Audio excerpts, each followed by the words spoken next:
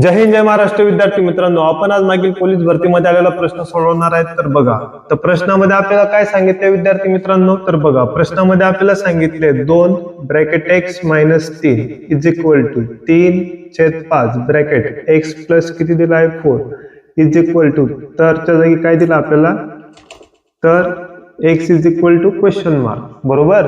तर ह्या टाईपचे प्रश्न आपण ऑप्शन नुसार सोडवणार. कशानुसार? ऑप्शन नुसार. तर बघा, हा जो इज इक्वल टू दिलाय, ह्या इज इक्वल टू नंतर ही टर्म आणि ही टर्म दिली. बरोबर. ह्या दोघं ठिकाणी सारखी व्हॅल्यू आली पाहिजे. आपल्याला ऑप्शन मध्ये 6 दिसतोय. मी इकडे पण 6 टाकेल आणि इकडे पण 6 टाकेल एकच्या जागेवर. तर बघा, आपल्याला सारखी व्हॅल्यू मिळेल दोघं ठिकाणी. तर 2 bracket 6 minus 3 is equal to 3/5 bracket 6 plus 4 bracket complete. बघा, आता ही टर्म आपण सोडवून घेऊ.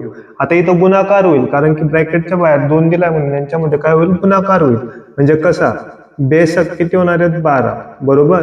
आणि बेत्रिक किती होणार आहे -6. बरोबर. इज इक्वल टू, त्याच्यानंतर बघा इथं पण सेम कॅल्क्युलेशन करायचं. 3/5 ब्रॅकेट मध्ये कॅल्क्युलेशन आहे म्हणून इथे किती येईल 10.